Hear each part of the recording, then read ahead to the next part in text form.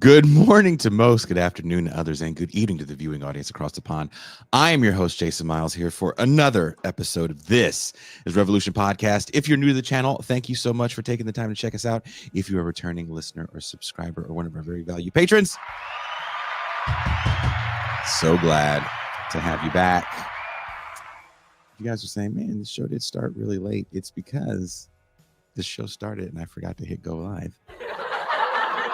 And me and Ralph were just talking. And then I realized, why is no one responding? Oh,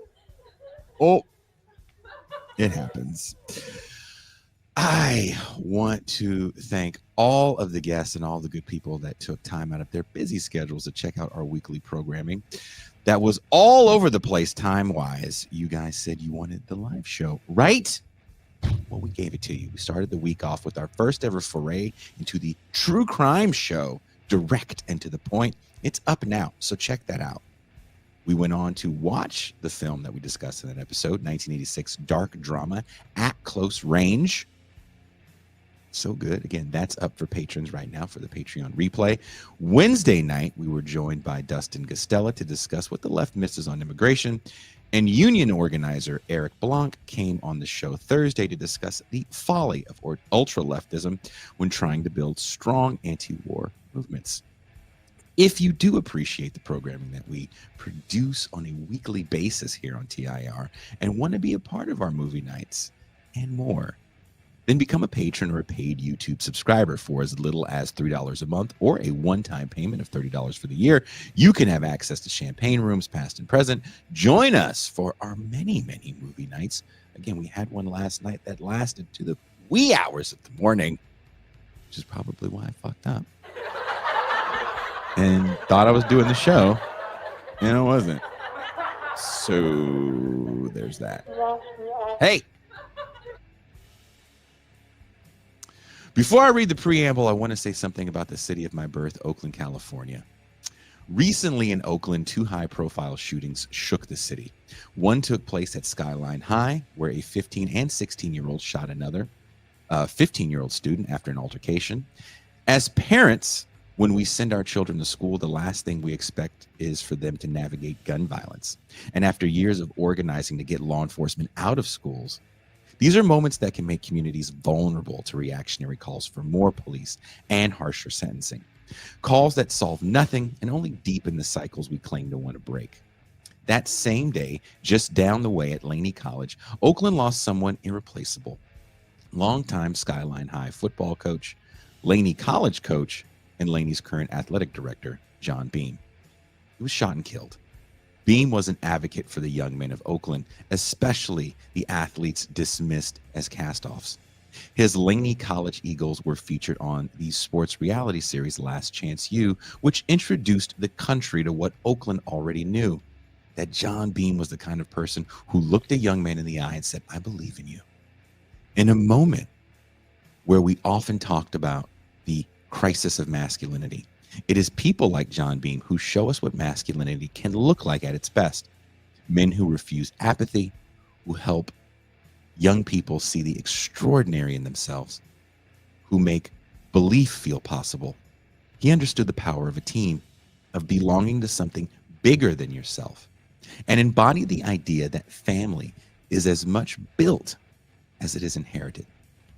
A city is in mourning, but let this tragic loss become a portal to the birth of 1,000 John Beams. Men who dare young people to rise above their circumstances, to push back against despair, to understand their own worth. Today, our thoughts at TIR are with the Beam family, his loved ones, everyone he touched, and the entire city of Oakland. May these tragedies bring the community closer together and not drive us deeper into the hole of misanthropy. Now, let's get to why you people are here in the first place. Let's talk about Sicario.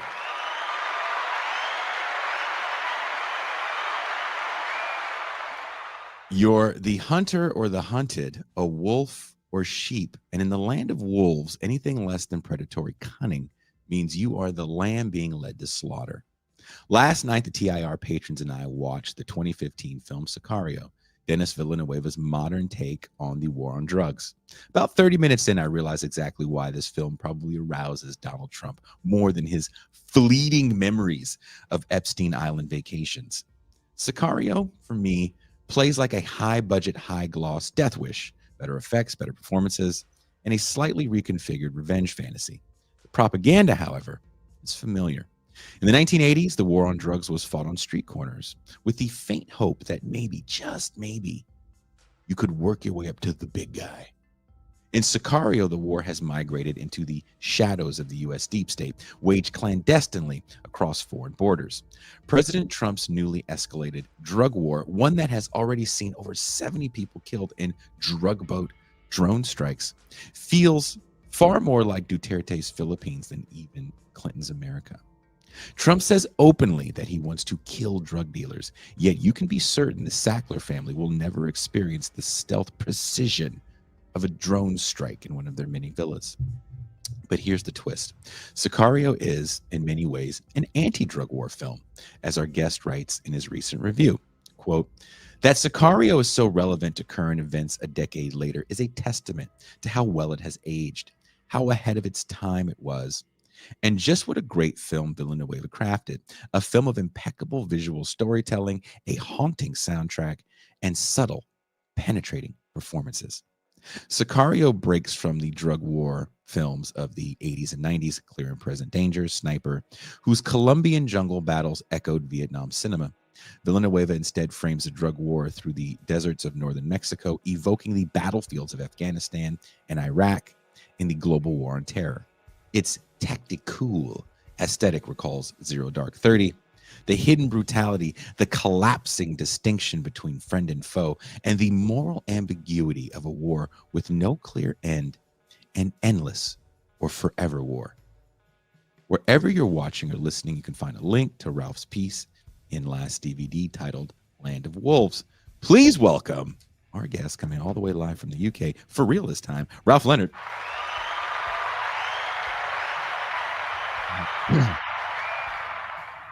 Thank you.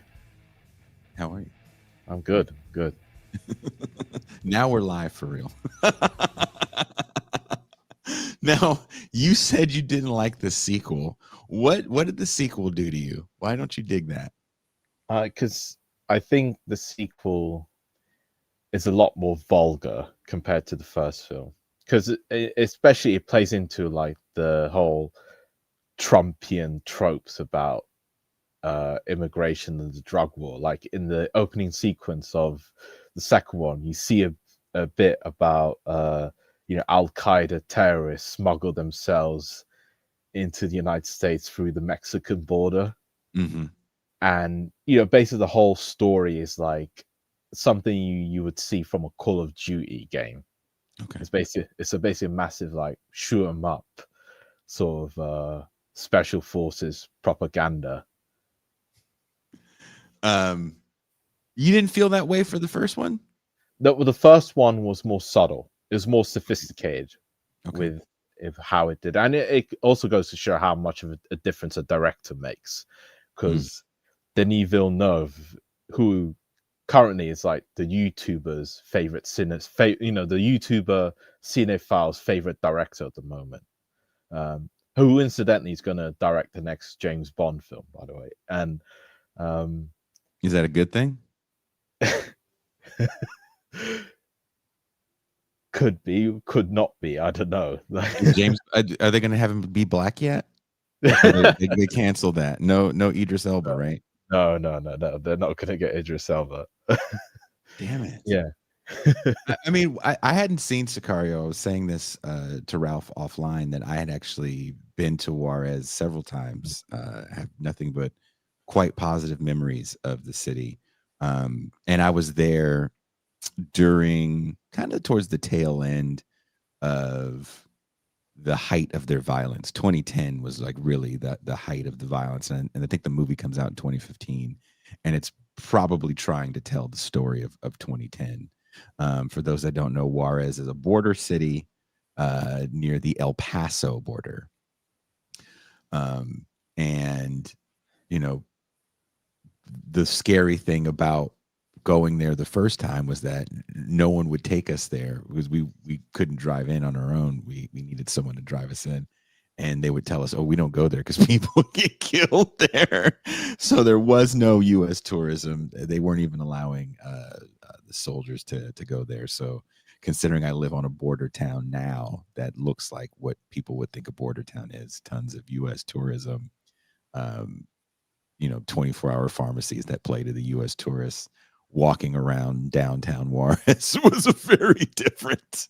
It was like, oh shit, this is there's no Americans here. But the movie, for me, it opens with this very jarring scene that takes place in the States. And maybe you can explain how the movie opens. Oh yeah, so it opens with a shot of suburban Arizona, and it opens with like a group of SWAT teams descending on this house, and of course the FBI come in as well to raid it because of they think cartel associates are holed up in there, and then they raid it.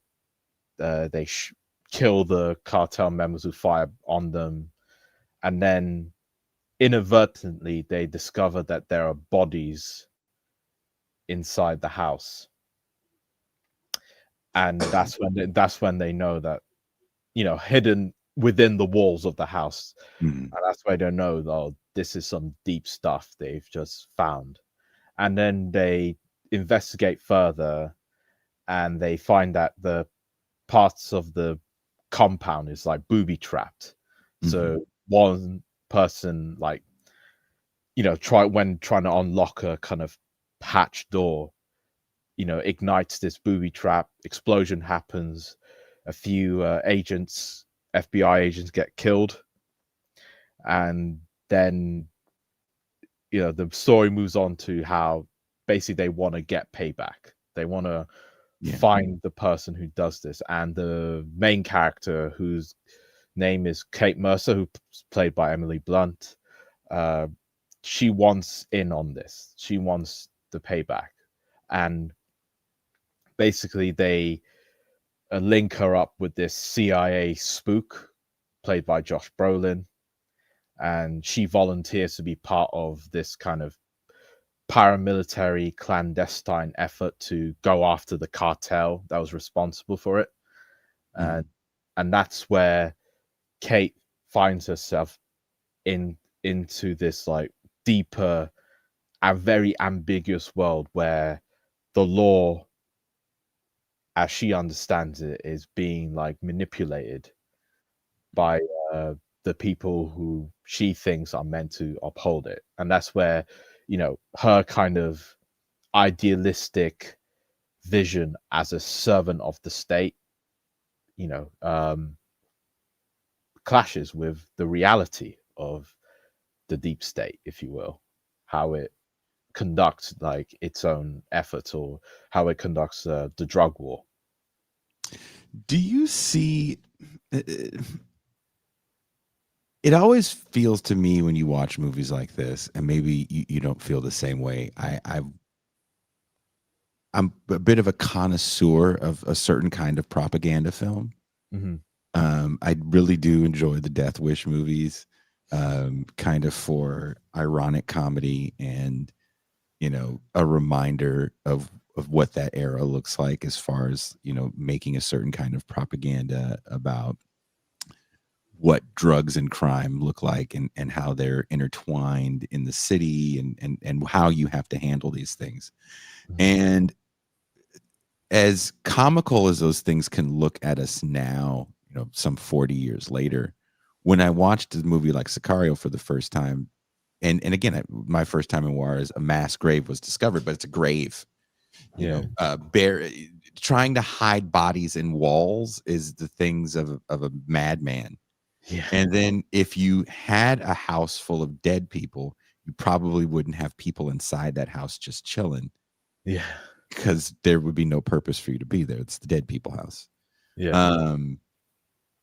So that opening scene for me, this like the terror's coming to middle America. Yeah. I was kind of like, fuck right off. You know, that's just not how this shit happens. Because I don't know if you've ever been to Arizona, unless you're in the southern part. I'm sorry, the northern part. Sorry. Arizona is maybe the most ridiculously hot place I've ever spent time in. Yeah. When you see Satan with the little fan, like, oof, like it's Yeah. it's too fucking hot, man. And you're not gonna put bodies in a wall, even in plastic bags, and assume that It's not gonna decompose quickly. oh my God. If you've ever smelled death, Yeah. you gotta bury it 6 fucking feet deep. And if you have the ability, and here's where I went on Reddit, beautiful forum you people have with Reddit, by the way, to read about this movie. Yeah. And don't do that. I advise people don't do that. The rationale that people had for why you would put bodies in a house, I was like, oh, you guys have either never smelled death or have no idea how criminal organizations work. So numerous people said, they can't just dig a hole.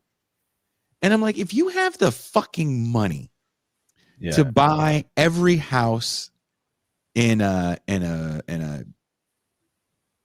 complex neighborhood, whatever, I forget what you call it, you probably have money to buy construction vehicles to excavate large fucking holes. That's how that works, numbnuts. But people were like, no, this is the realism of what the cartels do. I was like, well, why would they do that? Like, that doesn't make any sense. It just doesn't make sense. You want to get rid of them, but either burn them or crush them. Yeah, make them disappear. You want to make them disappear. You don't want evidence. Yeah, it's evidence. You don't want to have like just, and then you want to have people that can talk in the death house. So that opening scene, and I think another thing that really worked for the opening scene is everyone vomiting. Yeah. Right? There's you fucking didn't smell it beforehand? Yeah. It's just sheetrock, dude. Yeah. Like, trust me, you could smell a fart through sheetrock. You're gonna tell me you couldn't smell a dead body? Multiple dead bodies. Yeah. It was the whole thing was stacked. I was just like, it's Arizona. It's so hot. I mean, the flies would give you a hint. Oh, and there's a dude eating cereal as the big, military vehicle comes through the wall. And all I could hear was like G.I. Joe music and like USA.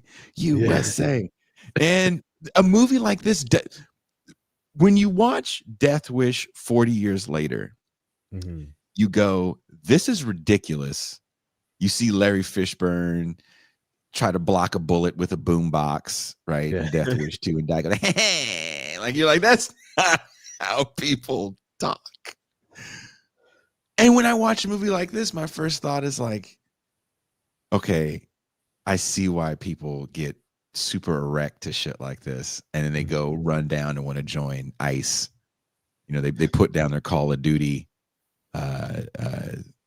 gamer shit and they go, you know what I need to make a difference? Yeah. Get a little ICE bonus and stop the terror from coming in. They're burying people inside the house. Did any of that cross your mind, or is it for you because you do live?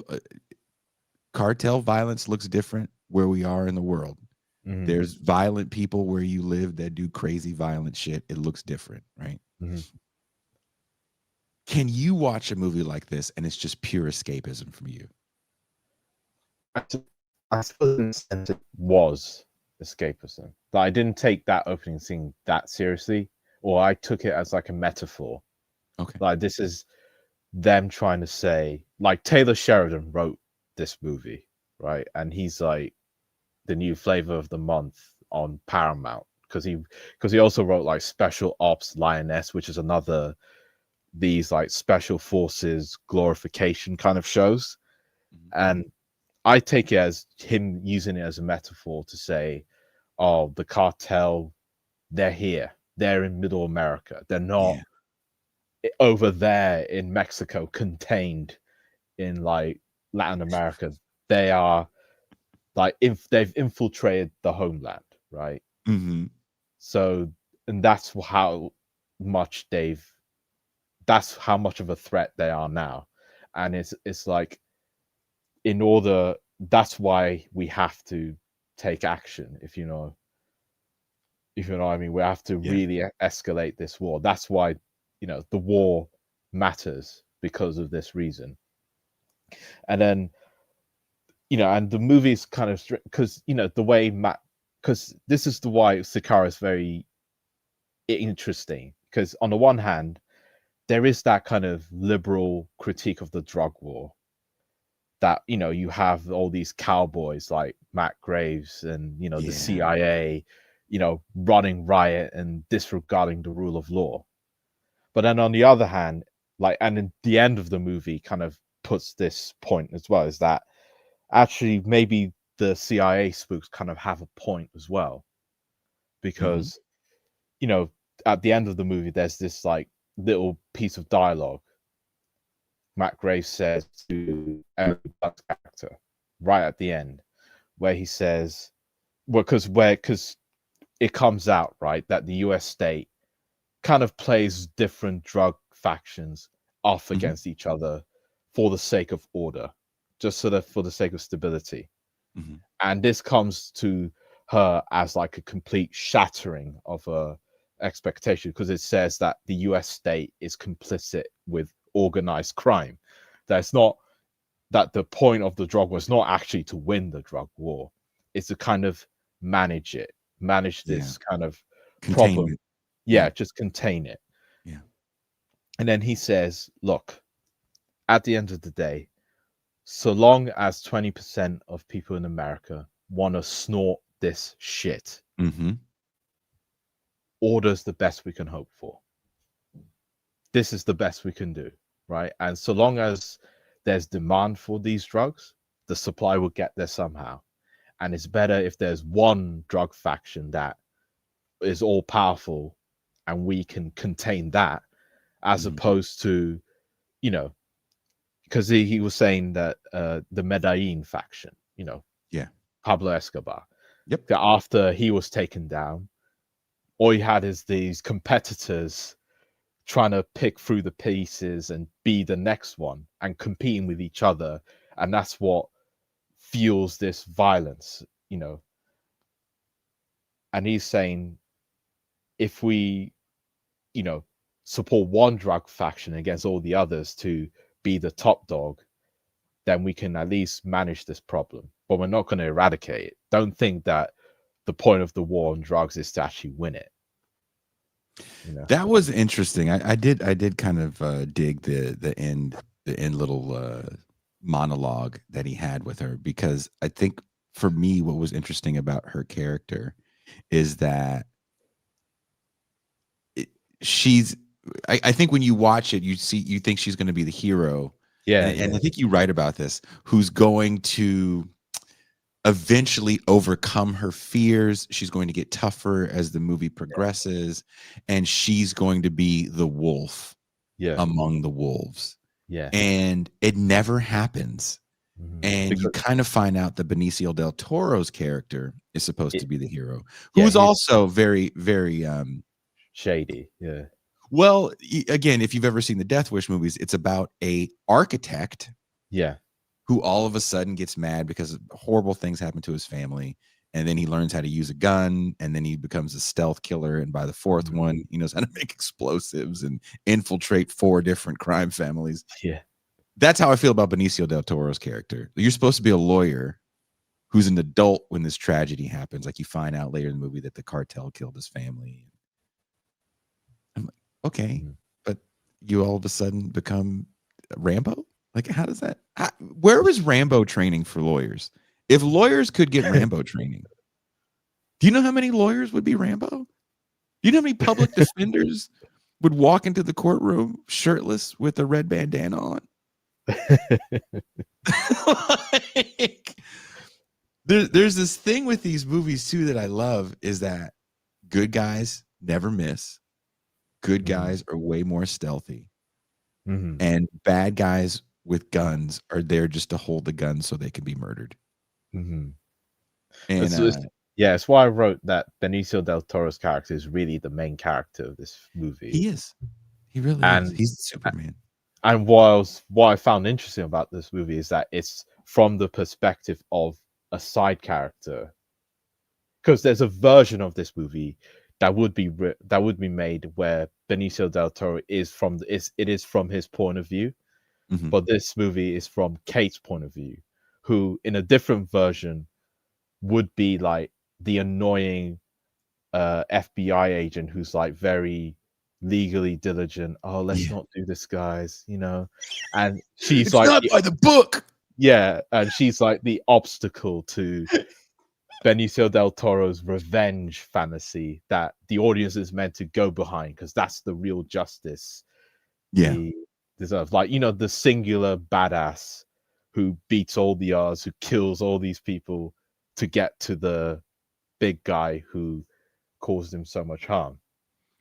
That's like the fantasy, the Hollywood fantasy. And like I said, it's done really well. Yeah, because it's shot really well. There's a scene where what's the black British guy's name again? Oh, Daniel Kaluuya. Daniel Kaluuya is talking to Emily Blunt, and he's telling her that she's a funky ass white woman, which I found hilarious. And I was like, my first thought was like, you didn't learn your lesson with these white women, did you? But I guess this movie was before Get Out. It's like, okay, well, that's timeline says you're fine here, but oof. And he introduces her to a friend of his who, the Punisher, I don't know that guy's name. Yeah. We'll just call him the Punisher. Yeah. He's John Bernthal. John Bernthal, the 15th Punisher. Yeah. In the Marvel franchise of Punishers. Again, Dolph Lundgren, best Punisher, 1989. Look it up. But she goes back to her apartment to have sex with this guy. And as he takes something out of his pocket, she realizes that he had taken some money from a drug mule or money mule. And she wants him off, and she starts fighting back, and she's not very good at fighting, and the guy's choking her out. And then all of a sudden Benicio del Toro comes in, and you're like, how did you know? how you guys are just 15 steps ahead every move? Because then you're like, if you're so far ahead and know every move everyone's going to take, I think you can end the drug war. I feel very confident that you could. You're just so far ahead of the game that you can end this.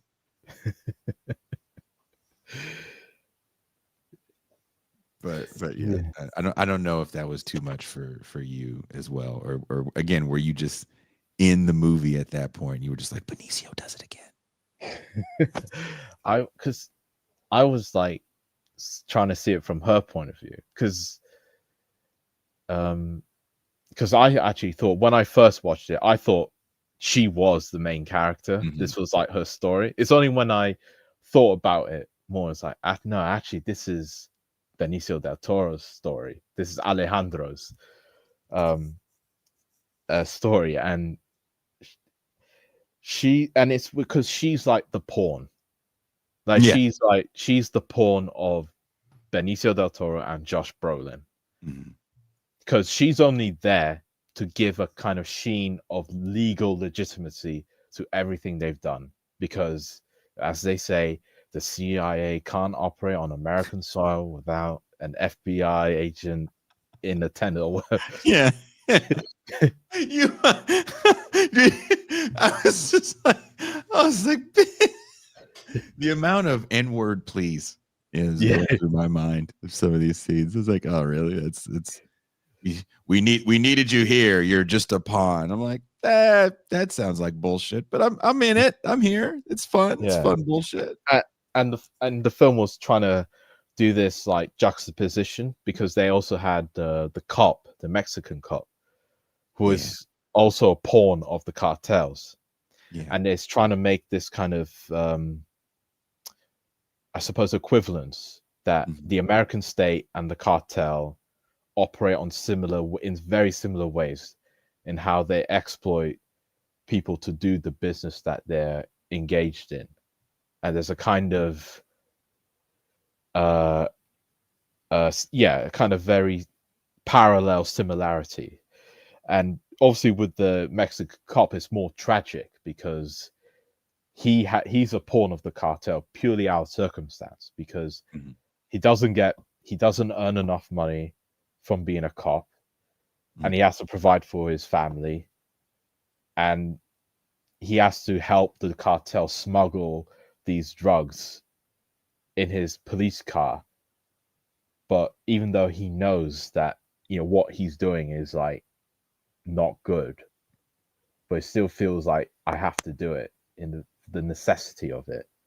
And as well, like there's a scene where Alejandro meets the cop, and he kind of literally uses him as a pawn, like in a chess game, like pushes him forward. So crazy. Yeah, like metaphor.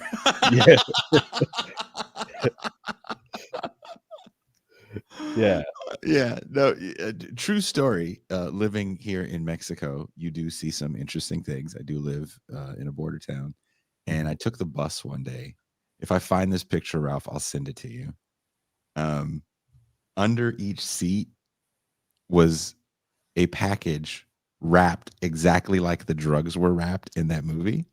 And I was like, is this bus filled with dope? I was like, what the fuck, dude? Like, I don't know what you could have under those seats. Are you shipping baking soda in weird kilo-like quantities?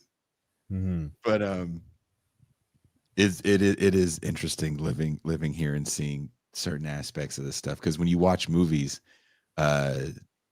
everything looks so cool. I'm like, it's really not that cool, man. Like, not at all. But I do want to ask you this. You argue that Sicario should be seen less as a drug war film and more as a global war on terror film. What elements, visually, thematic, or narrative, most firmly anchor in that global war on terror cinematic tradition? Obviously, also I mentioned the desert, the geographical aspect. The fact it's filmed in the northern Mexican desert, which subliminally is meant to kind of evoke Iraq and Afghanistan. And as well, I think as I mentioned before, the whole aspect of the deep state getting deeper into the war and like really subverting the rule of law, because obviously one aspect of the global war on terror was the complete subversion of rule of law, constitutional precedent, Patriot Act, rendition to torture, all the rest of it. And obviously there's a scene in Sicario that does depict like basically torture, right? Where they have these two cartel like associates, they want information out of them. But obviously you have Matt Graves, the CIA spook, like in the background, and he's like saying, "Oh, I'm not going to do anything. You have to talk to Alejandro." Because like that's always like kind of like the get out clause, is that it's someone else that's doing it, even though he's not American. Yeah. No, it's funny too, because you're like, everyone wants to believe that there is a code of silence, and there really isn't. I'll say this again. I've said this on the show before. A good friend of mine just retired from working at San Quentin prison, and we were watching some prison thing once, and he was yelling at the screen, right? The only job he ever had was working at San Quentin. Mhm. He's a little older than me. He'd worked there for like 30 some years. And he goes, in my time in that fucking prison, he goes like this. He goes, 4 people didn't talk. Yeah. He's like, everybody talks. Like, Yeah. watch one of those stupid First 48 shows. They don't find people because of like this. There was dust on his shoes, and that's how we knew that he was the killer. No, someone goes, Johnny did it at 4:14. He was wearing a blue jacket. You can find it in the left side of his room. Mhm. I put They a all little talk. post-it note on it for you. Yeah, they all talk. They all talk, and it's really quickly too. And the police know they will. That's why they play them off against each other, you know, with these interrogation techniques, because they know one of them will crack. They don't even have to do that. It's like you can put them in the room and be like, officer, I'd like to tell you how everything works. Yeah. I'm gonna need immunity. Yeah. But I can tell you everything you want to know. Mm-hmm. You need names, you need birth dates. You know, here's And- everyone's social media if you were looking for it on there. Yeah. And no, it's funny. yeah. Go ahead. And another connection with the war on terror is the paramilitary aspect of it, because this wasn't in the film. It's not done through like official military or intelligence. It's like this kind of unofficial, clandestine, paramilitary, special forces Mhm. kind of thing, and that's where you get the whole tactical kind of aesthetic, or all of them in their gear, the rifles, the bulletproof vests, the Oh shade, man. the Yeah. shade, yeah, and it plays onto, because like especially within like Trump world, Mhm. like within that whole podcasting sphere, there is a lot of glorification of the Navy SEALs, right? Why is that? And the Zero Dark 30 contributed to this. Yeah. You know, and especially because even American policy relies more and more on Navy SEALs to do a lot of the operations they want to do. Like, I think American special forces operate in like dozens and dozens of countries. Mhm. Like, even as we speak, like there are special forces like in operation, whether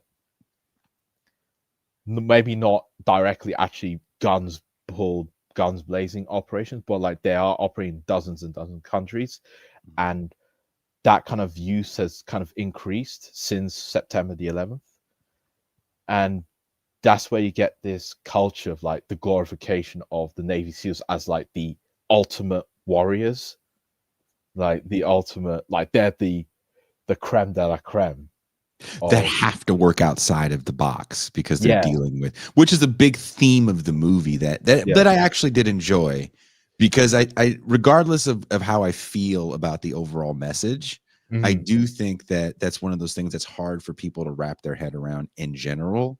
yeah, That I do believe people believe that there's just rules, but there and isn't. right, there really isn't rules. And if you're doing something illegally, then you've said fuck those rules.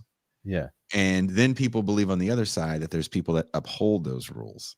Mhm. And I think it's equally as ridiculous to believe that there's someone tarded enough to bury bodies in a wall, and there's someone righteous enough that for an entirety of an almost 2-hour movie is questioning their role. Yeah. You didn't get to where you got this high up in some special unit of the feds Yeah. because I mean, we're talking about the FBI here. yeah, you shat on some people to get to where you are. You probably come out of an elite university, right? Mhm. You've probably shat on some of your classmates to get to where you are. So giving a shit about the rules kind of isn't the point, and hasn't been the point for a very long time.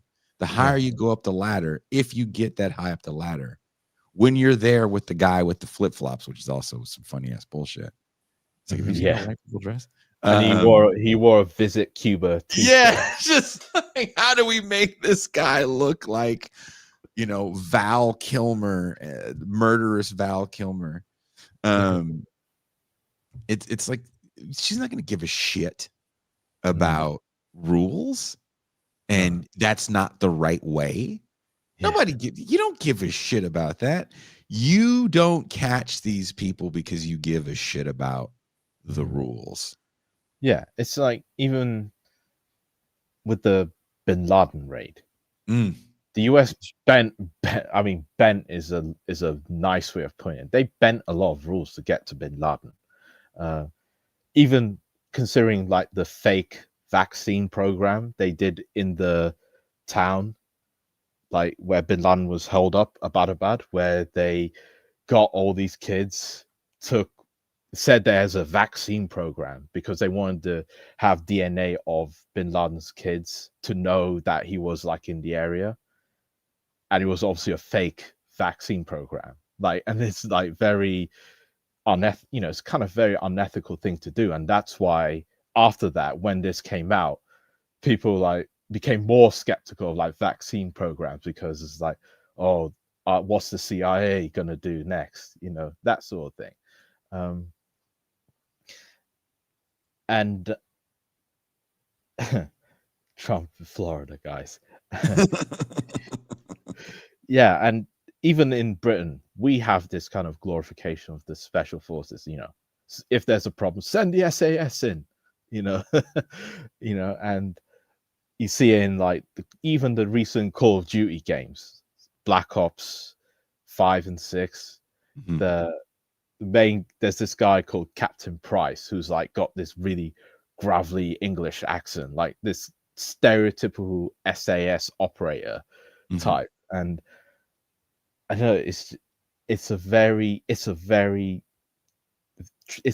standard trope in a lot of I suppose like military discourse. And even with Trump world, like there's all these podcasts about how do we deal with the drug cartels, and there are people who are saying like, oh, let's send in Navy SEALs against the drug cartels, because they'll sort them out. Like the Navy SEALs did Bin Laden, they did ISIS. They'll sort out all these cartels. It's like, yes, it's one thing. It's very different because that means you'll have to actually go into Mexico itself, into their turf, and the cartels are more armed and more organized than like Al Qaeda kind of cells. So it's a very different kind of challenge. And I think people do try to treat the special forces as like magic bullet solutions to like very difficult political problems. It's the old adage of like, oh, you can't solve a political problem with a military solution. And this is like a different version of that. Oh, just send the Navy SEALs in. They're like the best of the best. They'll sort them out. But what's funny is the whole Medellin thing. I wonder if that has fallen on ears that don't really understand the destabilization that happens and how the Mexican cartel blew up because of was it the Cali cartel? Is that what they were called? No, Medellin cartel. The Ochoa family that actually ran it, because Pablo Escobar didn't run it. He was a big part of it, but there's another family that nothing ever happened to the whole time. But Escobar eventually gets killed, and the drug game kind of explodes in a different way. We actually did a show about that maybe 4 years ago, about how the destabilization of Colombia begats the growth of Mexico. NAFTA plays a role in this as well. But this gets into my next question for you on sovereignty, the state, and violence. Your piece highlights how Sicario depicts the erosion of sovereignty and the normalization of U.S. paramilitary activity across borders. How close do you think Villeneuve gets to illustrating the real geopolitical structure of the drug war? I think he touches upon it, but not he doesn't go into it in any detail, because to the extent he does in like a kind of typical liberal kind of the liberal critique of like the drug war, or like, because there's a scene in it where Kate's superior, she goes to her superior and sort of expresses her disgruntlement about how people are acting in a way that it's subverting the rule of law. And he says, well, the decision is much above me. It goes back to elected politicians. Basically, that's really what he's saying. And obviously they're making those decisions based on, more geopolitical concerns. And I think a lot of people kind of struggle with this aspect of it, is that from their point of view, if you will, the ruling class or the political class, they're obviously kind of cynical. There is a kind of cynicism operating, but it's not out of like moral evil, but we have this problem, like say the drug war, like drugs, illegal drugs are coming into this country, and there's all sorts of social problems going on with it. And then you have like political conflicts in Latin America and Mexico, and we don't want these cartels to rise in such a way that they are basically destabilizing our neighbors. But there's also a kind of acceptance that we're not really going to eradicate this, but we can manage it in a way that's better for stability, right? Because even with crime, because even like in say urban crime, I think even cops kind of recognize that the gangs, we're not really going to eradicate them, right? And even if we did, new ones will just come up. Or we can kind of orient ourselves in a way with them that can contribute towards stability. So if there's one that's, divide and rule, if there's one that's the top dog, that's kind of better because he's like got a monopoly. But what we don't want is like lots of little ones starting competing with each other, because that's where you get disorder, instability, and so on. Like even like with the mafia, like a lot of states do kind of, even the American state used to collaborate with the mafia to, control labor unions, or to like, put them down, like, because so even even criminals, the state can say in certain circumstances there's a use of them. But so long as they stay in their box, if they start getting too powerful, then we have to solve them. We have to, deal with them. And I think people kind of struggle with that aspect of it, that, they kind of think that the state really is against the criminals in a kind of principled manner, and and what we're arguing about is just like the right method to deal with the cartels. When of course, the state, they kind of recognize that you can't eradicate them, because what we're dealing with is like very complex, like social, material, and historical forces that has resulted in these problems with the cartels in Mexico, in Latin America. And obviously it's not in the scope of the state to deal with that. In fact, the people run the state, in the deep state, don't even recognize these kind of historical social forces that say leftists or Marxists will sort of talk about. Like it's whatever. It's like they're not even thinking on that level. It's just they're these bad people, or these people who are causing trouble, and we're going to have to deal with them in a way where we can still maintain some level of equilibrium, order, and stability. It's because of that American imperialism is the global state, right? And it orients itself towards maintenance of the status quo. And that's where you get all the things that are rotten with it. All the critiques you can land on American imperialism are because of that fact. It is there to maintain the status quo. That's why, the CIA, American Special Forces, operates all around the world. That's why even the DEA doesn't just have affiliates in Latin America. Lagos, Nigeria has a DEA office. Yeah. Everywhere. Yeah. Yeah. That's why the American imperial state is a global state in that sense. Well, what does that character Alejandro say about the relationship between liberal legality and quote unquote imperial necessity then? Ooh. That we always need an Alejandro? Alejandro is eternal? Oh yeah, that you sometimes to guard the walls of civilization, you need like bad men to deal with even worse men. Isn't that the line in A Few Good Men? Yeah, something along those lines. There's walls. Yeah. You need me on that wall. You need me on that wall. Is there some truth to that though? Is there some truth to the fact that maybe you need the Alejandro? Look, him infiltrating the drug dealers. Can we talk another issue with that movie? What? Is if you watch the movie Scarface, which comes out again 40 years before damn near. Yeah. He's got cameras everywhere in his house, his 1983 drug dealer palace. Yeah. And he's got security guards in his 1983 drug dealer palace.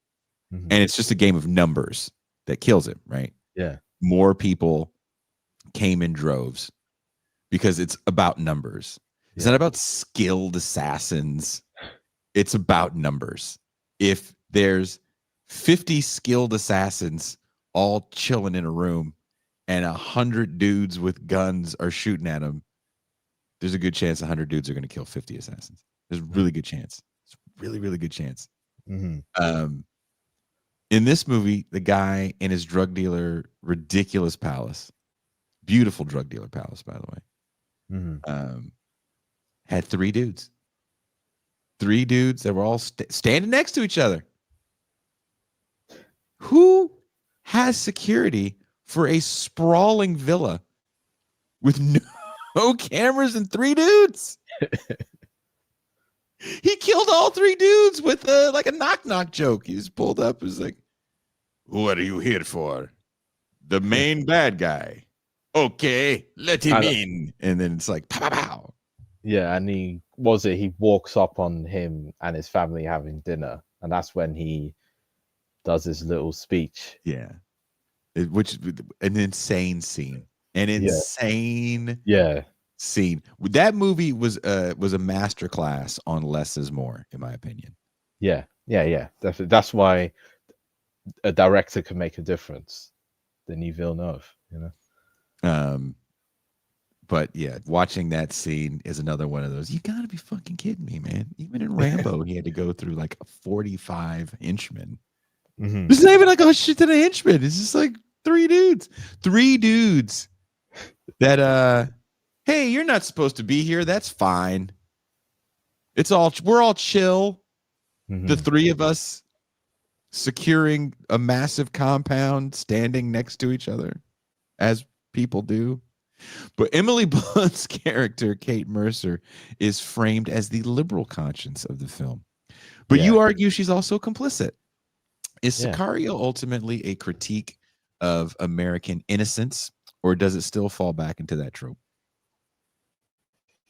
I suppose it doesn't quite make up its mind on that.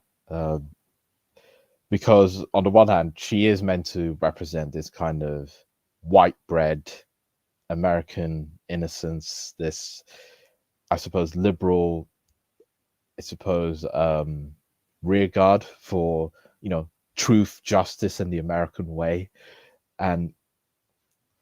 But then on the other hand, it kind of falls onto, Josh Brolin's character saying like this is harsh, but it's necessary. This is the reality we live in, sort of thing. So that's why I think it's weird, because that's why a lot of people in Trump world have a weird affiliation with Sicario, like they watch it and they see it as affirming their kind of position. Is that? But is Ralph? Yeah, Is that frightening though? That you have yeah, to remind people that it's a fictional story. yeah. Like this to me is as much fiction as Tom Cruise in the movie Legend, where it's all about Mhm, a fucking unicorn and Tim Curry is a devil character. mhm, Like that is the level of reality in a film like this. If you want to see bad guys get shot and Josh Brolin be a badass, mhm. oh, watch this movie all day long. You know, I Yeah, like seeing people do badass shit. I watch mm, Tubi movies. I, I enjoy a good shoot 'em up, mhm. but much like that movie that came out like 20 years ago where they could shoot a bullet and it would twist. Do you remember that Yeah. stupid ass movie? Where like Which only a handful of people know how to shoot a gun and make the bullet go around a tree. Remember that goofy shit? I know. Ralph was like, "You're making shit up." I'm not making shit up, and fuck you for not knowing that movie. I'm gonna find it. But this movie is as ridiculous as that. Like the drug dealer only has three, bumbling guards. Uh, Two people ultimately can infiltrate an entire uh drug operation that has Mhm, hundreds of thousands of people working for it in various parts of an entire country, mhm. that operate in different factions. I mean, if people think it's as simple as just drugs, it's like you kind of missed the point. There's so many things that cartels are involved in that aren't Yeah, drugs. yeah. They've diversified now. Oh, it's so diversified. Yeah, they Stealing oil. yeah, yeah. They operate like a conglomerate, basically a corporate conglomerate, more It, or less. the Pemex has a security team. Pemex is the Hmm. gas company here, a literal Yeah, security team, because they've found ways to steal mass amounts of oil. So it's not as simple as people I think want it to be, where yeah, you just kill the bad guy and it's like, okay, well, what do you think happens when you kill Pablo Escobar? He's dead. yeah, It's what happened. Cocaine didn't go away. No one said, "Hey, I don't want to get high anymore." Like that didn't stop happening. But you know what did happen though? We get you high legally. yeah. And they arrested El Chapo, and Yeah. what did that do? What did that do? And yeah, Yeah, and there's someone's getting high down the street from you right now. Ralph was like, down the street.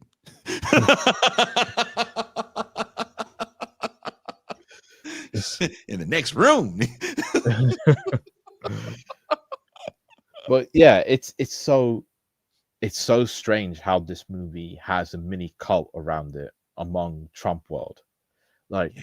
even the White House put an official tweet with a poster based on Sicario, its own poster with like Trump in it and all the rest of them going after it's like a meant to show them going after the cartels. Mhm. It's like this is how serious we are, and it probably was made by some staffer who was my age, and they sort of photoshopped this image based on Sicario, and it's like it's like it doesn't seem like an exaggeration to think that they're getting ideas about how to fight the drug war from watching Sicario. Mhm. Like, look at what Trump's been doing in the past year alone. The whole we're going to declare them terrorists. We're going to do drone strikes on ships. We're going to contemplate sending the special forces into Mexico, completely bypassing the Mexican government. Like, That's what scares me actually when I heard that he wanted to bypass. Like it really kind of shook me because I do live by the border mhm, and nobody wants that. The U.S. expats here don't want it. Of course, the Mexican citizens don't want it. The Mexican government doesn't want it. They really do feel like this is a problem that they are starting to get a handle on themselves. And to some degree they have, right? They've increased the living standards of people in the millions, and that's kind of step one. Can you increase people's living standards? And if you go to the United States, living standards have been, drastically decreasing. People can't afford bare necessities, and second verse, same as the first, when it comes to the Trump administration, who campaigned on the follies of Biden and inflation. And here we have inflation. The dollar's way weaker than it was even with the Biden administration. The tariff scare didn't stop any wars as much as he says it does. And the indiscriminate bombing of innocent people is really one of the more shocking things for me. And I don't know how you feel about this. I don't know how closely you follow the Philippines, but one of the things that used to happen when the U.S. would have these massive drug busts, you would want to show the drugs you confiscated so you can justify why you need all this money to fight this quote unquote war. Blowing up a small boat that doesn't have the capacity to make it all the way to the U.S. is not really winning favor, because people can't see what you did. And it really does become the Philippines 2.0. The only difference is you're just not shooting your own citizens. Or incentivizing people to shoot their own citizens yet. And as brutal as it got in the early days of Duterte, it's like Trump sees that and goes, well, I want to be able to, strike with a certain amount of impunity as well. And it does become propaganda movies like this for people that really just shut their brain. Like I said, I was on a Reddit forum, and take that for whatever it's worth. But there's this ability for people to just kind of shut their brains off and not allow common sense to function and say, okay, why would someone bury a body in a wall? That's probably the worst place to put anything other than maybe your drugs or money. But a body is probably the worst thing to put in a wall. And no one thought that. There was literal hundreds of comments of people talking about why it made sense, how the wall was a way to subvert U.S. intelligence, how the wall is how they all do it. I'm like, who the fuck do you know other than John Wayne Gacy? And how did that work out for him? And that was at least under his house. Like you really have to, there's this level of propaganda with this kind of the same thought, like when you watch New Jack City, you're like, this is just how these Negroes, they fight and take over a community. It's the same line of thinking.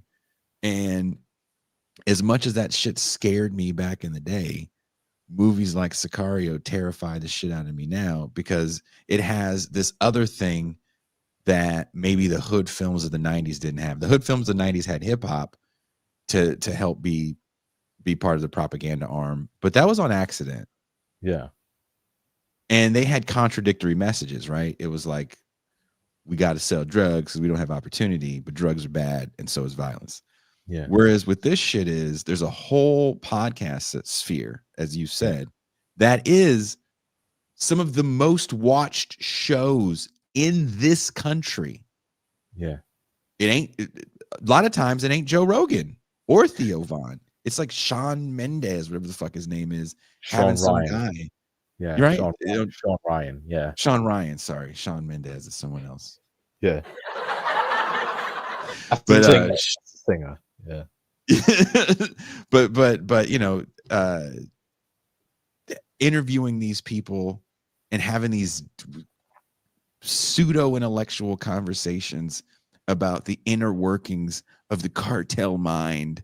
And then you watch a movie like Sicario And then you see these drone bombings, and you're like, oh, it all makes sense. This is what's going to save us. You guys don't understand. These people are brutal. Mm-hmm. So it's a scary time. It's a scary time. And this movie was nominated for 3 Oscars. Yeah. Yeah. And it's like, and because none of these policies are going to change the circumstances that produce these problems in the first place. So what you're still going to have fentanyl going upwards towards the United States, and the reverse, what's been called the Iron River of guns being smuggled into Mexico and beyond into Latin America, whether directly from the United States or indirectly from, because the American military arms the Mexican military, and you're gonna find, some corrupt major is gonna, lease off some shipment to the cartel, and that's why, cartels have these really powerful military grade weapons. Like, yeah.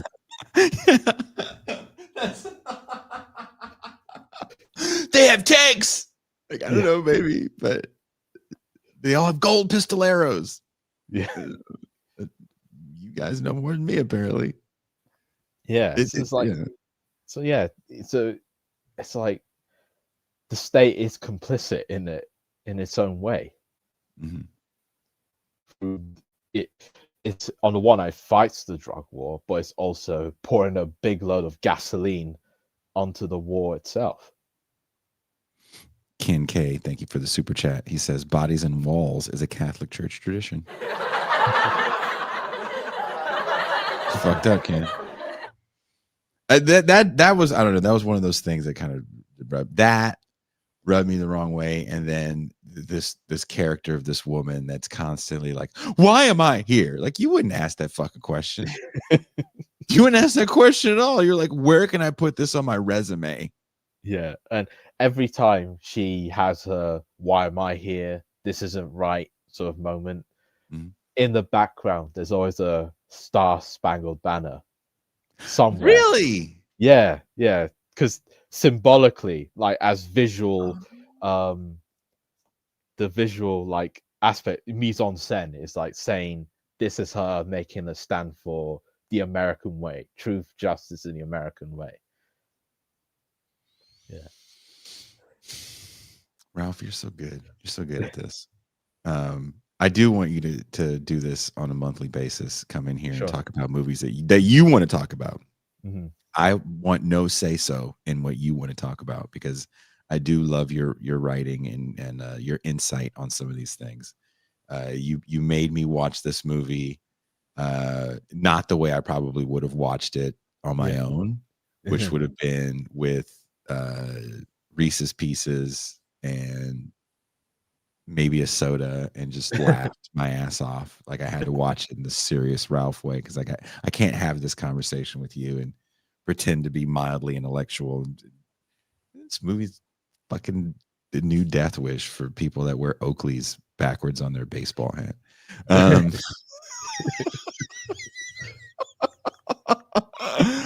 And have a Mexican wife. That's who this is for. People that have those people exist.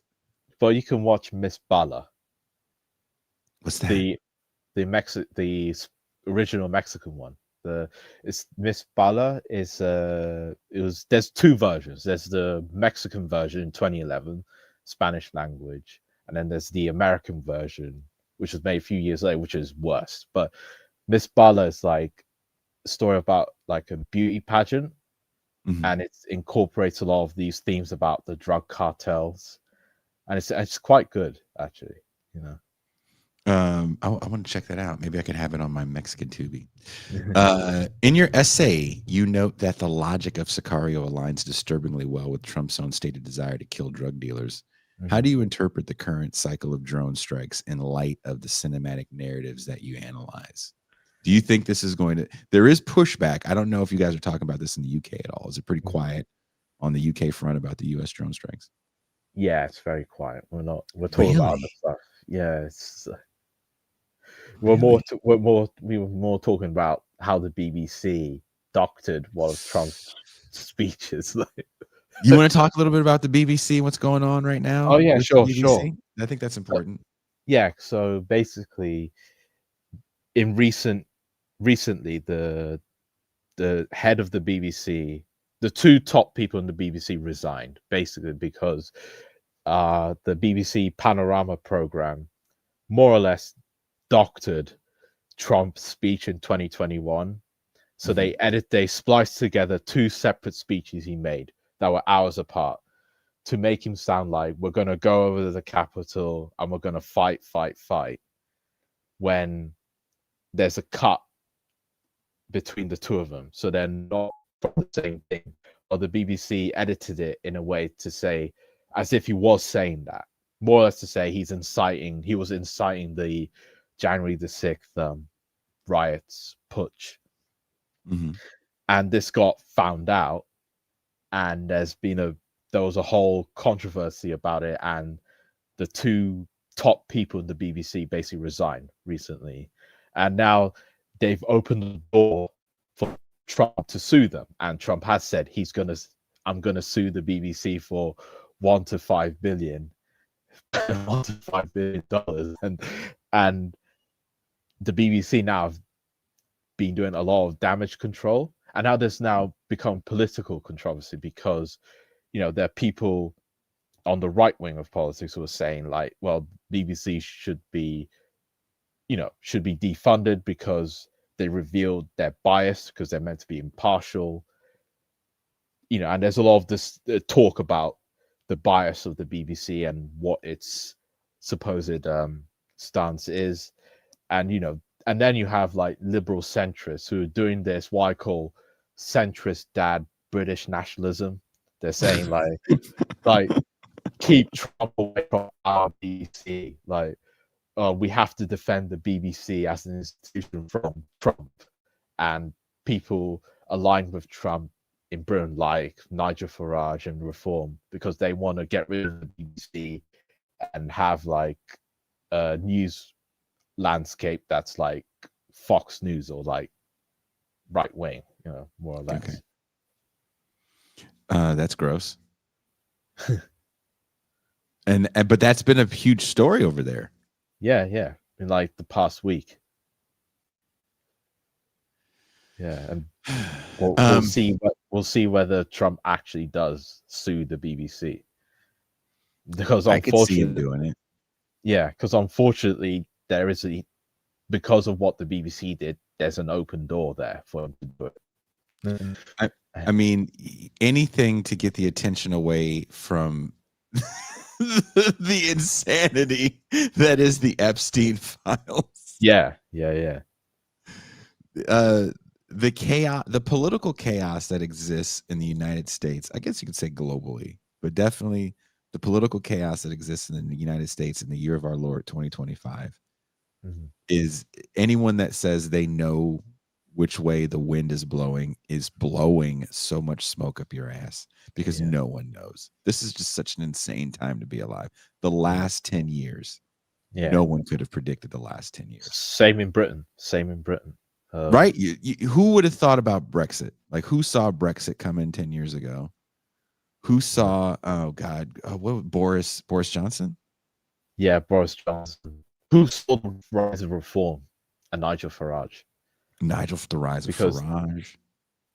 Yeah, Farage. Because Reform UK are basically the right-wing party now.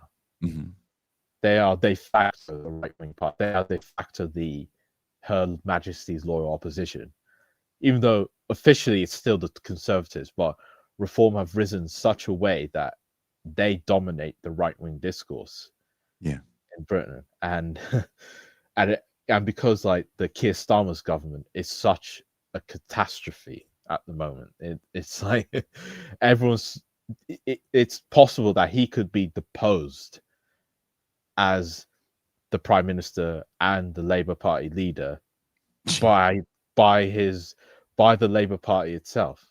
And because the Labour Party is leaking votes to like the Green Party, because they've also had a big resurgence. Zach Polanski has become quite popular, because of the dissatisfaction with Labour from left of the Labour Party. And yeah, it's like, because I think Keir Starmer's done. I don't think he's going to be the prime minister for the full duration of the term. I think he is going to be deposed, whether it's next week, maybe whether it's the year, next year, and the parliamentary Labour Party is going to pick the next prime minister, which shows how much there's a very deep crisis within British politics, because we saw the same thing under the Tories, like them changing leaders every few minutes when they were in office. So yeah, the political parties picking the next prime minister. It's not the people. Yeah, and now it's likely to replicate itself in the Labour Party. If that kind of political system is delegitimizing itself, then that really is not a good thing. Does it feel like, I was talking to a friend the other day, and we were talking about kind of the death of mass culture and how these crazy events have happened in the last 10 years that don't have the same effect of 9/11. You think about 9/11, and again, I can't speak for the British question, and you were pretty young when that happened. You're born in what, 96? Yeah, 96. So you're 5 when that happens. But that's a moment where so many people are applying to the military armed forces that they're turning people away for the first time in a long time. And it's like middle class people are turning away because there's such a feeling in the air of American patriotism. And juxtapose that with any of the things that followed. You have this massive anti-war protest in 2003 that still is the largest we've ever seen, but no one talks about it. You have the financial crisis, and I don't know, maybe it's just the words used, that really it's another depression that just people still, I never recovered from it. Yeah, we still haven't recovered from it. We still haven't recovered from it, but we act as if it's just this thing in the past. You have the rise of these crazy right-wing figures like Bolsonaro and Trump and Boris Johnson and Erdogan and Farage, who's Maloney. And it kind of goes on without much fanfare, and it feels like shoulder shrugs. Yeah. You know what I mean? Like, again, 9/11 happens and everybody takes notice. And now drone striking innocent fishermen is just a thing that no one cares about. Yeah. I mean, in a sense, you saw that even before, like drone striking, like random herdsmen in Afghanistan, or drone striking, some place in Somalia, just became normal, like under Obama, and and I suppose I just suppose there's this kind of sense of apathy, and I suppose people just become used to it. Like, and it's strange because these like events, and you could add COVID into it as well. Yeah, I forgot to mention COVID. Yeah, and how even within our culture, it's not even being like, what's the novel about COVID or the film about COVID? Like, it seems like mainstream culture hasn't found a way to kind of put these events in our kind of popular consciousness. Why is that? I suppose because the monoculture is kind of fragmented. Because even in 9/11, there was still like a monoculture with a capital M. Yes. So like everyone experienced 9/11. America experienced 9/11. All Americans experienced it. You didn't have to live in New York to, if you will, experience 9/11. and it, you know, even like pop cultural phenomenons. Like it seems like the culture is so kind of fragmented into different kind of niches Yeah. that you know, I suppose it's very few events kind of can cultivate like an entire society to experience it at the same time. I know, because I suppose I don't know what the last I suppose Game of Thrones was like the last TV show that had like Yeah. a monoculture aspect of it where the society experienced it. It's like you said, it's a strange time to be alive, because I watch a movie like Sicario. I go back to a time when I would go to Juarez, and hang out there, and I had friends there, and look, it's very different than where I live here in Mexico. It was a violent place, and from my understanding, a lot of things have gotten better since 2010, since kind of the height of all those murders, and a lot of it when I first came there. Kind of the story of Sicario was told to us on how to behave. It was like, look, the U.S. came in and took out a rival cartel and literally sent out a memo that was, okay, we're behind, I think it's Sinaloa. That's who we're backing, and that's who runs everything is Sinaloa. Yeah. And even where I live now, there's a little bit of a dust up, because there's another rival faction that wants to take out the main faction.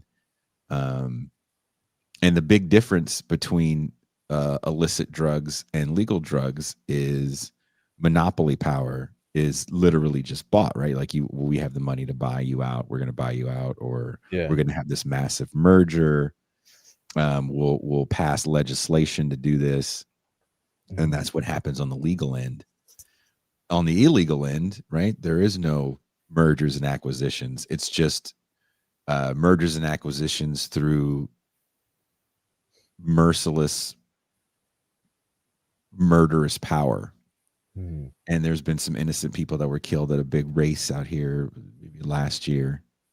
But it all had to do with other warring gangs. And that's what you're always weary of. That's what I talk about all the time with the 90s. That in the urban core, it's a jobs program was crack cocaine in these deindustrialized areas. And you kind of had a captive workforce and so many empty properties that you could operate your operation out of with little interference from law enforcement. So open air drug markets is kind of where it was at. I don't know if I see the same thing anymore, because if there's an opioid crisis, that's not coming from Mexico. The call's coming from inside the house. Yeah. You know, the amounts of drugs that we've legalized, the potency of marijuana. Look, I'm a boring dude that doesn't do dope, but I'm not against the legalization of it. Yeah. But I also understand that we're kind of living in the legalization of a lot of these substances. And it's one of the reasons why people are getting so there's the reasons why there's a return to tough on crime legislation, because of the visual blight of people in the most geometrically strange, contorted positions due to, you know, addictions to opioids, that again aren't coming from, there's no poppy fields where I live. And that's not where that shit's coming from fucking anyway. It's either synthetic, like made in a lab somewhere. Yeah. And that's not the fight, right? The fight isn't there. The fight is with brown people abroad because they're bringing in the drugs. It's the migrant caravans. Yeah. And I'm like, dude, there's 24-hour pharmacies where I live, Ralph. Mm. And painted on the walls of all the 24-hour pharmacies, Viagra, Cialis, oxycodone, and a series of other painkillers that one would want that you could buy over the counter. That Americans come here for that. Yeah. There's no brown families sneaking that up their butts to the States. People just come down here to get fucked up. So it's fascinating that, you know, this idea that this is how the whole thing works and this is what everybody wants. It's like, I don't know. You guys have been telling me for the last 15 years that everybody wants shit like meth. You can make that in a bathtub in Oklahoma. You don't need Mexico for that. Yeah. I mean, the technologies become decentralized. So like you can have, you know, drug dealers who can start very quickly and don't need to connect up with some big, you know, big shot cartel necessarily to sell fentanyl or any of these like synthetic made drugs you can make in a lab. Yeah. There is no war on drugs, in my opinion. There's a war to war. They just don't know how to stop war. It's a machine that moves that we don't know how to stop. We don't know the correct language to even begin to talk about stopping it. But rarely do I hear people talking about the amount of drugs that are made synthetically, the amount of drugs that are just legal. And that's why the Josh Brolin thing in the Sicario film seems rational. Yes. Many people, because he's saying, so long as there's demand for this stuff, it's, you know, we're not going to win this war. You know, so long as people want to, as in his words, snort that shit, then order's the best we can hope for. Yeah. Because they're not looking at it from like, oh, what are the underlying material, historical, and social forces at play that create the conditions and the alienation that why drug use is rising in society. They're not looking at it from that point of view. It's like, look, you know, we'll try our best to maintain order. We'll save who we can, but we can't save everybody. Yeah, that's literally their view. Yeah. That's how they rationalize it. Yeah. It's an interesting film when you look at it from the perspective of, okay, if you think cocaine is the end all be all of drugs and that's what's destroying society, then yes, this movie is probably really hitting home for you. But if you actually exist in an environment with people that are dealing with heavy addictions, rarely do these people have money for blow. It's a lot of meth. It's a lot of fent. You know, it ain't a lot of blow. It's people. There's a comment in the chat where someone said, you know, it's a lot of truckers that are doing speed and yada yada yada. Yeah, motherfuckers have to work insane amount of hours. My foray into drugs was as a very young child because I had a mother that had to work stupid hours just to be poor. And everyone around her worked a lot just to be poor. Yeah. And I'm sure they had a lot of fun too. It wasn't like it was just get the gasoline to get through the day. It definitely was your treat as well. But these aren't the drugs that you got to shut a border off for and have mercenaries come in and just shoot randomly into cars on a packed highway. Right. Which was another great scene in that movie. Them shooting all the bad guys in the cars when they go across the border. That was well done, to be fair. Oh man, the tension it builds. Again, the movie is a great action movie. It's got great tension. It's shot beautifully. It moves well. You do not feel like it's damn near 2 hours. Yeah, and that's where Kate is like in her awkward position as a law enforcement officer. This is where she feels like, oh, I'm in a very legally ambiguous area. Are we supposed to be conducting like this? Mm-hmm. And that's when, until she nearly gets, because there's a scene right after they start shooting where someone comes up by her window, nearly shoots her, and then she has to shoot back. And she knows, and then she says fuck to herself because she knows that is very ambiguous. Is this legal or not? Was what I did legal or not? And it's fun. Again, her role to me is as the moral center. I find hilarious because there's no moral center. Once you've decided what wrong or right is, and here in your mind, the moral center gets to change as the fucking wind blows. Yeah. Why do you think law enforcement feels so comfortable beating the shit out of people? They didn't do anything. Yeah. You get to control the moral fucking center. Because, cops, police are obviously a very recent invention. Like, they're an invention of the capitalist era. And the role of police is to maintain the social order and to, this is why when in Britain, when the police first were being established, there was a lot of opposition from working class people and the old classical liberals, because they said these police just look like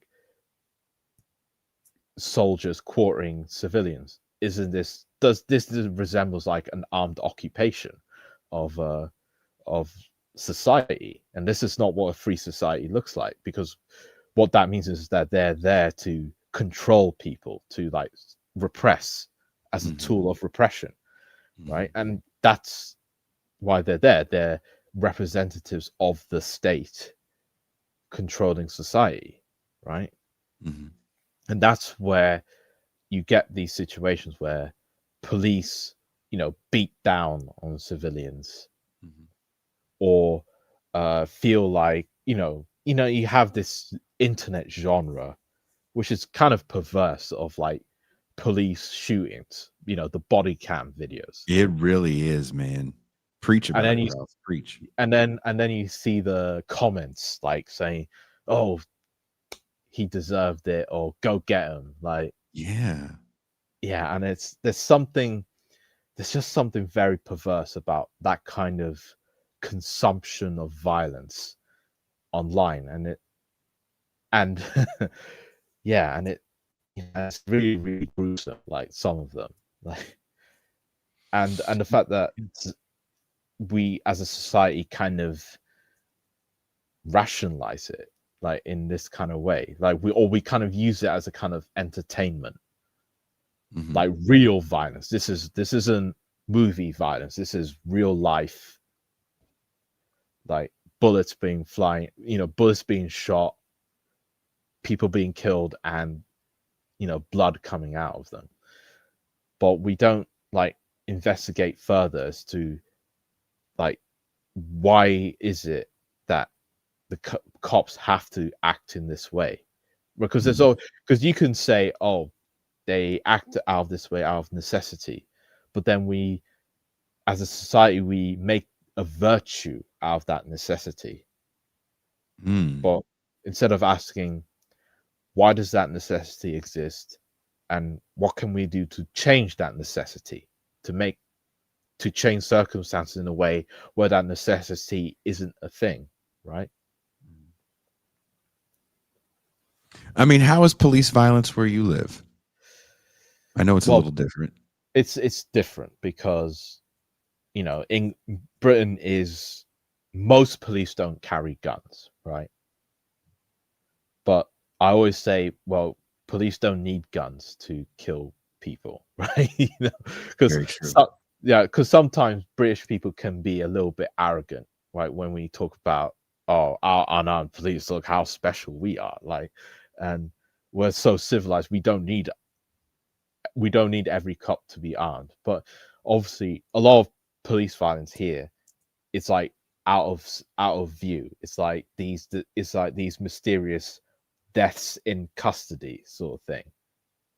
Like people get put into custody and then the next day they die, and it's like, how did that happen? And then obviously, as in every case, when the police get put on trial, they don't get guilty of it.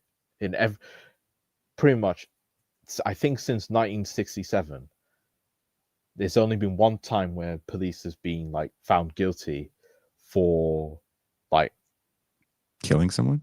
yeah, Damn, really? yeah, once or twice since the 1960s. Damn. That's crazy. But the US isn't that far off. Yeah. It's really, sadly, it's not that far off. Especially, you know, I felt like there was some show trials in 2020, like George Floyd and shit like that. Well, Like, oh, we're yeah, gonna put these guys under the bus. yeah, the sacrificial lambs. Yeah, You're gonna get a few. You're gonna get a few. Rodney King was, I think, for a lot of Americans, and, you know, kind of back to monoculture, a lightning rod to say we need eyes on the watchdogs, because the watchdogs are beating the shit out of people, and there's nothing Rodney King did that was that bad. And I did a video essay on that. That's on Means TV. And if you sign up to Means TV and use discount code "This is Revolution," all one word, you get 20% off. But it was one of the harder things for me to do, because I had to go revisit that time, and finding a lot of this footage, you know, oftentimes putting it together, I was in tears, because I don't think we think about how you go from 65 in watts to 92. Yeah. And all the things you were asking for, not all, but a lot of the things you were asking for in 65, you get by the 80s. You want more black and brown people in law enforcement, bitch, you got it in spades. Where law enforcement, the makeup of it mirrors the makeup of the city. If you go back and look at that footage, there's tons of black officers out there. There's brown officers that are a part of the Rodney King beatdown. Hell, they're black officers who are taking part in the ICE raids.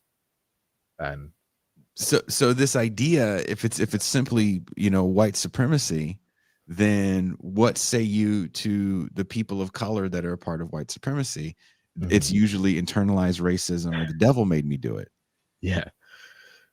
And it's like, dude, this is kind of a class project, and we really have to try to wrap our heads around this, that the big fear moving forward with an authoritarian regime is going to be a captive labor market and a jobs program.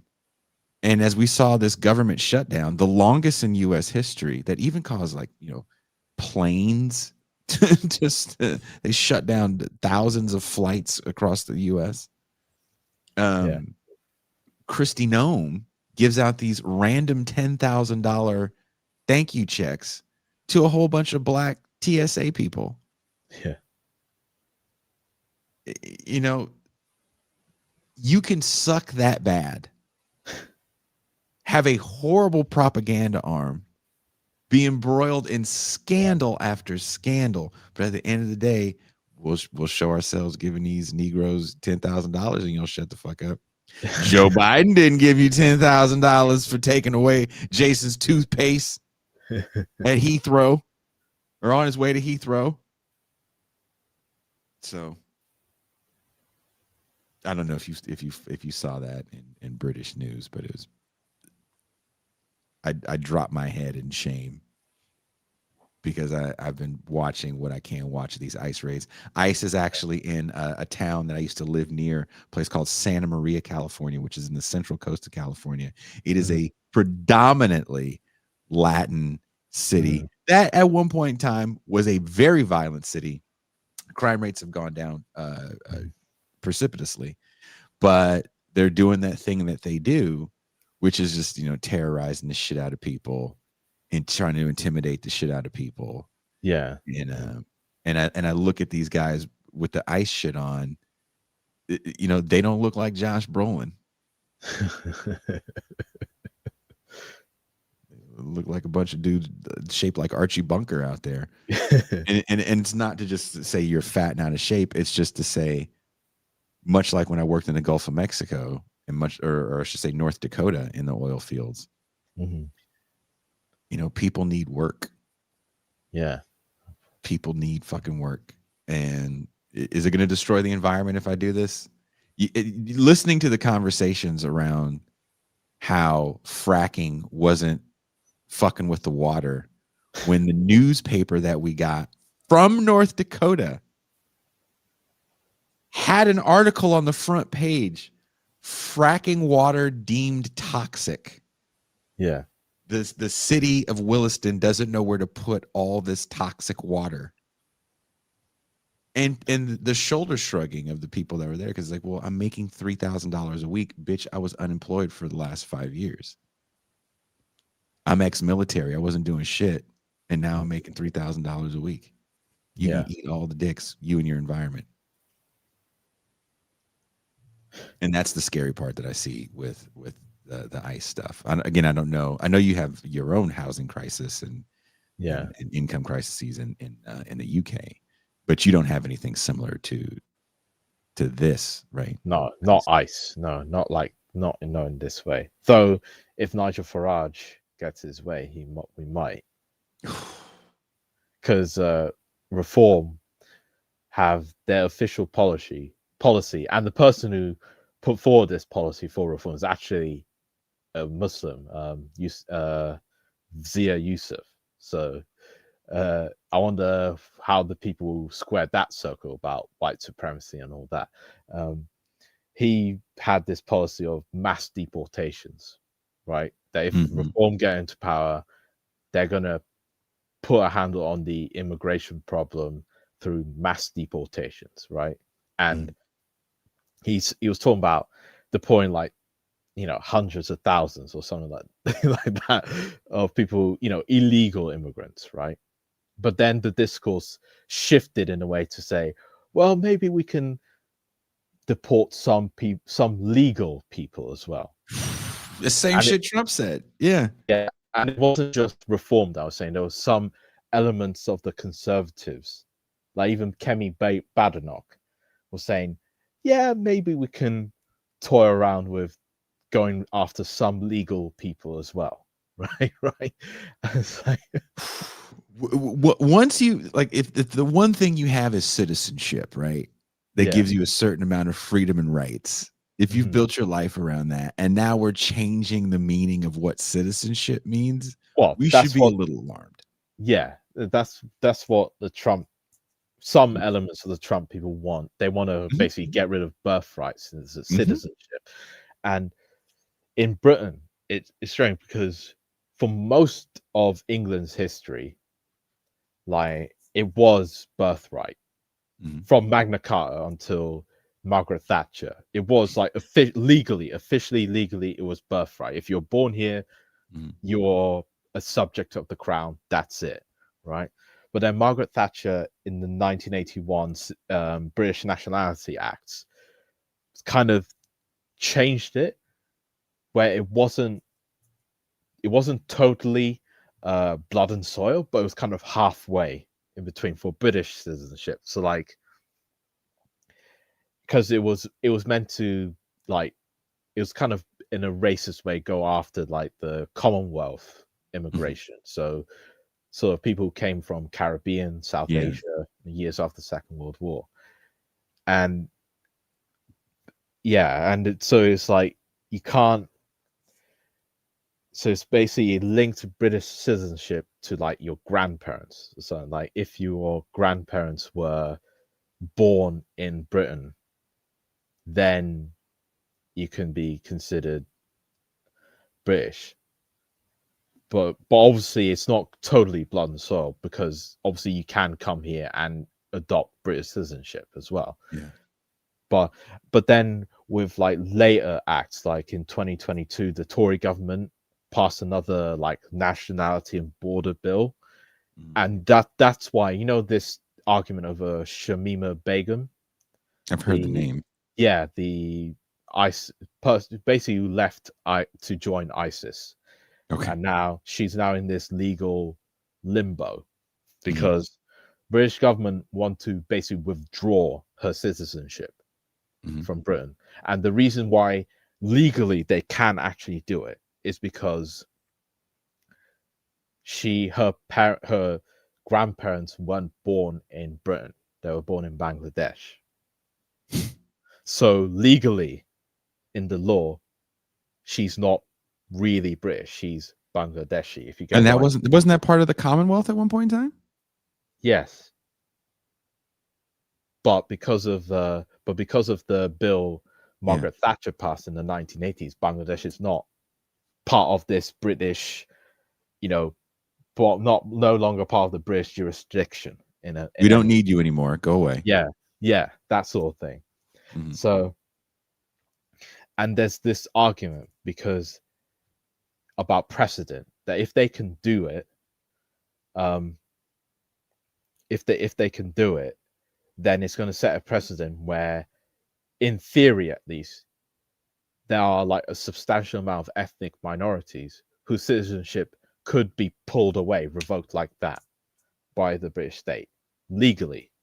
Like legally, they can do it, but that's why there's this argument with Shamim Begum, because she quote unquote renounced her citizenship with ISIS through the ISIS thing, but even though officially she hasn't, but the British want to, well, the Tory government at least wanted to renounce, revoke it, and basically just expel her, basically just make her stateless. Well, because she's got Bangladeshi citizenship, so she's Bangladeshi, but the Bangladeshis don't want her, so like that's. And she just sounds like she doesn't want to go back to Bangladesh or back. She doesn't want to go to Bangladesh. And obviously people who oppose that want to say, well, she's a subject of the British Crown, so if she's going to be tried at all, it should be by us, right? Because she's subject to our laws. Bring her over, try her, and then deal with her that way. But then that's why, a lot of people on the British right, especially the radical right, are latching onto this as like a precedent to as a way of dealing with the immigration problem, and then like try to make Britain like ethnically symmetry again, because there are people on the radical right who don't just want to get rid of illegal immigrants, like they want to like deport people who have been born here, like that third generation Jamaicans. Jesus fucking Christ. That's the Tommy Robinson is it Britain First? Am I saying it right? The Unite the Kingdom people. Yeah. Is he still a figure like he was in the 2010s? Oh yeah. A divisiveness but does he still have like a movement behind him or not so much? Yeah. Like in September, he organized a rally called the Unite the Kingdom rally in London that drew at least like 100,000 people. Damn. Yeah, at least 100,000 people. So he's and also he has a big online presence, and thanks to Elon Musk, and like he had a big presence before. I watched his videos back in the day when he was on some show you guys have where there was a panel of libs and then the rapper Akala. Oh the show I'm talking about. BBC Free show. That dude is brilliant. I love him, and every time they put him on with Piers Morgan or insert right wing figure here, he seems to be just so locked in and brilliant and speaks eloquently and to the point. Unlike any rapper in the U.S. Maybe Chuck D in the 80s. But even he said things that made me wince. I don't know how you feel about that rapper Akala. Maybe it's old news because he's got to be 40 something now. Yeah. 'Cause he was a bit before my time in terms of musically. Sure. Yeah, but yeah, I've listened to some of his like stuff on YouTube. He gave this presentation to the Oxford Union. Yeah. Yeah, that was quite interesting. I listened to that years ago, and like, yeah, I like him. I like him, and I've read his book. So yeah, Did it touch a nerve in you? yeah. I like a lot of what he said because he's obviously we're similar in the sense that we're both mixed race, quote unquote. But Is it the same mix too? no. His is Caribbean. That's right. You're African. Yeah, Yeah. Nigerian. Yeah. But and he kind of when he grew up in like a different kind of London Mm-hmm. in like must be the 90s now, early 90s. And he always says that he kind of grew up with a kind of radical kind of black education with him. Mm-hmm. So like he used to say that they went to like Sunday schools where they would talk about Black history and the Haitian Revolution, Yeah. all that stuff. So that's where he kind of the start of his like education, that like knowledge is important, historical knowledge is important, and that's why he knows his stuff. Like he's not just he may look it, but he's not some ignorant rapper from the street. Like but he actually knows what he's talking about. Like yes. Yes. And watching him go against Tommy Robinson at that time is just it's a beautiful takedown where it's not hand clap moments, slow clap moments to own someone. It really is kind of a master class in how to take someone's rhetoric they're throwing at you and kind of throw it back at them and show them the error and the bullshit that they're saying, which you don't really see anymore in these kinds of attempts at discussion or debate. It's just name calling. And with Tommy Robinson, like he's pushing this like Christian nationalism thing that's starting to get a bit of cachet among the right in Britain. And it's strange. You know what's strange about that Unite the Kingdom rally is that its closing act was a black gospel group. So because Tommy Robinson always wants to project this image that really he's a multiculturalist, right? He always says, when I was in Luton, that all the blacks, whites, Irish, whoever, we all got on, but it was just the Muslims.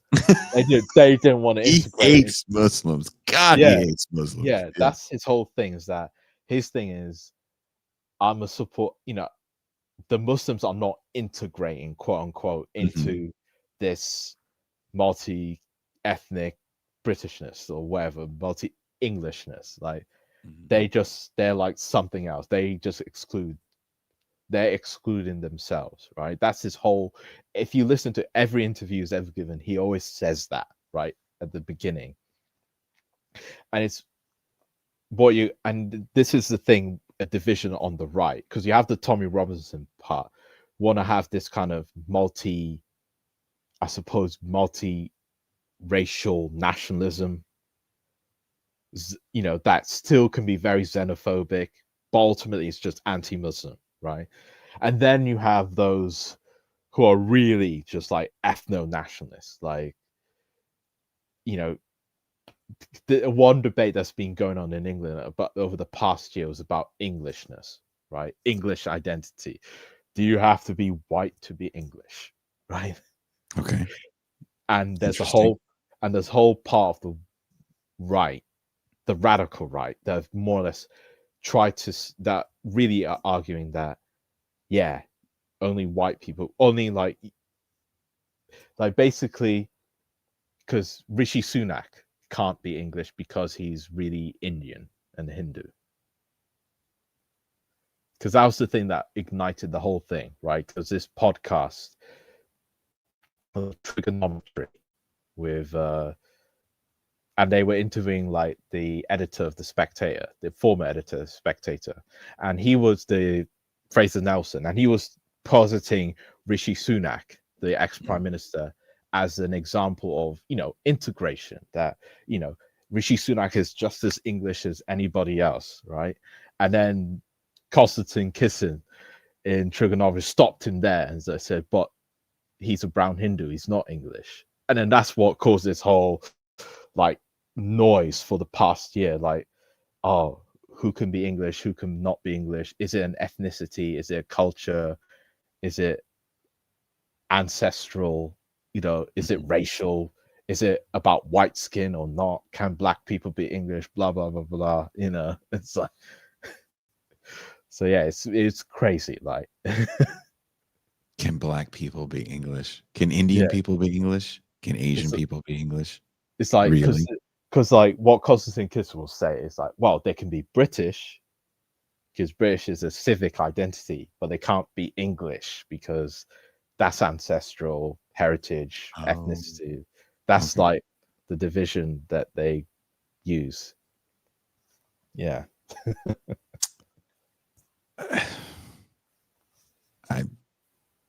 I'm shocked. I don't even know how to wrap my mind around that. Like, I know from an American standpoint, this is just bizarre because we have the same thing over here. What's a real American? And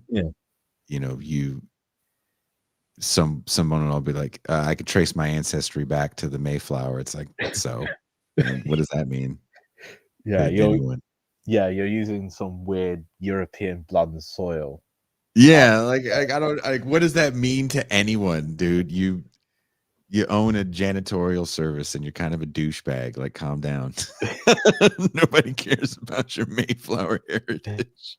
Yeah, and it's bizarre because it used to be the case that when English people wanted to be racist towards like Irish people or Celtic people, they would like brag about how mixed they were, because Anglo-Saxons and the Normans back in the day, they would show that proves the English are racially superior because we've got all this blood and we're vigorous, creative, while you Celtics are just, your so-called blood purity is an example of how racially stagnant you are, how you can't create anything, you're dumb, blah blah blah. You haven't had new blood to reinvigorate you. So, the racial ideology has mutated in so many different ways over the centuries. Like, it's one of those arguments where you want to look at someone and be like, so what is it? And what is it? And then what? Yeah. Well, I deserve to be here. Really? More than her? The person that's paying your rent? That's weird. Never understood those arguments because they always seemed like monumental wastes of time. Like, you want to look at someone like, you'd really get rid of burritos then? Like, that's what you don't want? Or do you want to keep the burritos? Come on, man. You're acting like this shit means something in the long run. Yeah. DC Joe Black, what's your superpower? I'm from Wales.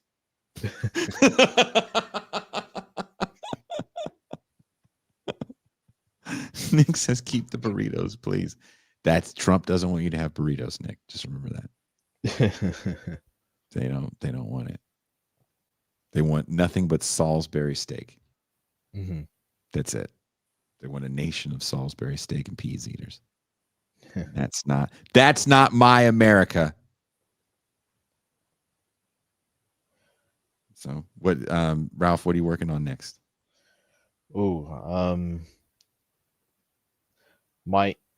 The next review essay I might write about is Heat. Oh, no shit. Yeah.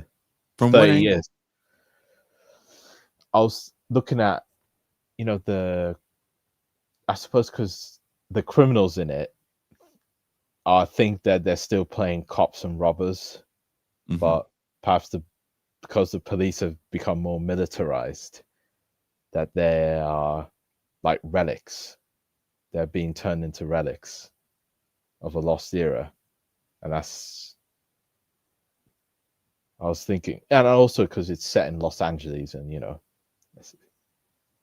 And it's got one. Are you going to juxtapose it to the made-for-TV movie that came out first? I'll reference it. Yeah, sure. Have you seen that? No, I'll have to see it first. If I find it, I'll send it to you. I found it a few months ago on YouTube. Mm-hmm. It's a scene for scene movie. Something happened. It didn't get turned into a feature, so I think they did a made for TV version. Of course, different actors. The scenes have a different feel to them without that, big budget. But it might be something to juxtapose it with. But I loved the movie Heat. I haven't seen it in a while, so let me know when you're done with that. We'll bring you back on. Yeah, sure. We'll watch it on movie night beforehand, so we'll be ready for the discussion. I think people will love to watch Heat. Great movie, perfect cast. Yeah, perfectly. Could you have a better cast? I have to give it to Sicario. Perfect casting. Mm-hmm. Perfect fucking casting in this movie. Everybody, even the bit characters, were perfect. So your movie recommendations have been wonderful so far. So I'm excited to see what you're going to write about next. When is that going to be ready for us, Ralph? Will be next month. Okay. Well, next month, Ralph will be back. We're going to talk about Heat. Ralph, thank you again for taking the time to talk with us. And I'm always looking out for what you're writing, and we'll have you back on sooner than later. Okay. Sure. Peace out, Ralph. Mm-hmm. That is Ralph Leonard. Wherever you guys are watching or listening to the show, there's a link in the description to Ralph's essay about Sicario, which we pretty much covered today, but definitely take a read and rewatch the movie. And in the comments, let me know what you think about the movie. Is it one of your favorite films? Do you think it depicts the war on drugs accurately? Do you enjoy the moral ambiguity of Benicio del Toro and Josh Brolin's characters? Do you approve of those actions? Do you believe that they are the men, the wolves that have to protect us sheep and guard those walls? On that note, I am